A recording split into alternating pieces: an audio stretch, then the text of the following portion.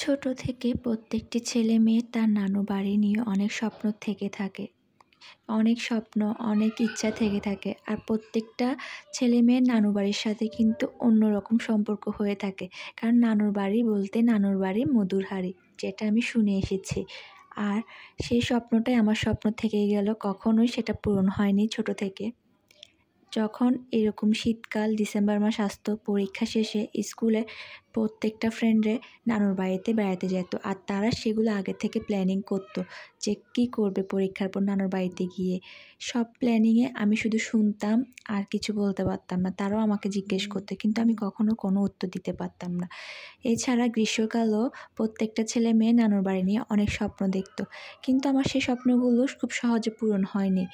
কারণ হচ্ছে যে নানুর সাথে কোনো না কোনো এক কারণে আম্মুর রাগারাগি মাধ্যমে যে আম্মু নানুর বাড়িতে যাওয়াটা অফ করে। তো আম্মু নানুর বাড়িতে যাওয়া অফ করে আমার জন্মের আগে থেকে। তো সেই খাতিরে আমার আর যাওয়া হয়নি। আমার জন্মের পর থেকে আমি নানুর বাড়িতে কখনোই যাইনি।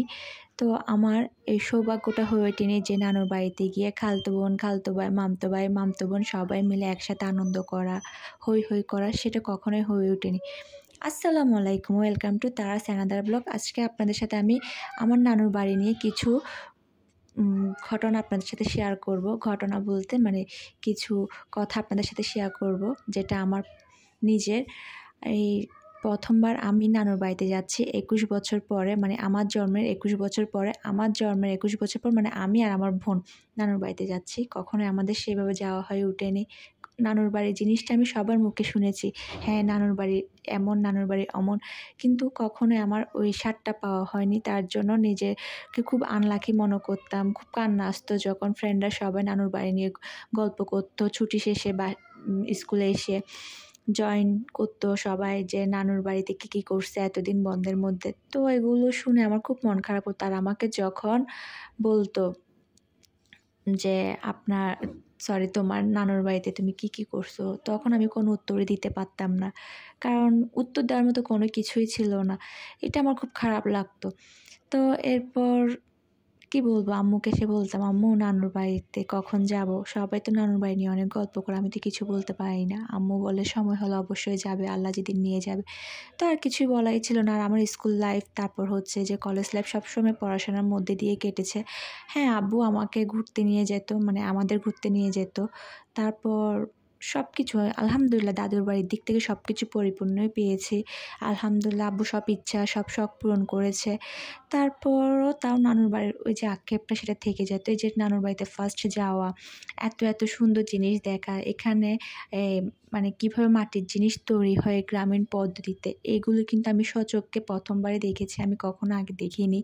খুব সুন্দর করে কিন্তু গ্রামীণ পদ্ধতিতে, মানে আগেরকার দিনের পদ্ধতিতে এভাবে মাটির জিনিসগুলো তৈরি করা হচ্ছিল। আর আমি দেখে মানে খুবই আশ্চর্য হচ্ছিলাম। এখানে বিভিন্ন রকম ডিজাইনের মাটির জিনিস তৈরি করা হয়েছিল। তারপরে চারপাশের পরিবেশটা এত সুন্দর ছিল। এখানে কিন্তু মানে ধান শুকাতে দিয়েছে, এটাও আমি প্রথম দেখেছি, কখনো আমি দেখি নাই। তারপর এই যে নানুর বাড়ির মেঠো পথগুলো এত সুন্দর, মাশাআল্লাহ মাশাআল্লাহ। তারপর আমরা নানুর বাড়ি থেকে হেঁটে নানুর বাড়ির সারাদিন থেকে ওখান থেকে আমরা একটু মানে পাহাড়ের দিকে চলে যায়। আর এখানে আমার বোন কিন্তু অনেক দুষ্টুমি করে, ওই আইল বলে যে চিটাগংয়ের ভাষায়, ওখান দিয়ে হেঁটে এই যে অনেক রোদও ছিল। তো এই ভিডিওটা কিন্তু অনেক আগেরই ছিল, আমি এতদিন আপ দিই নাই।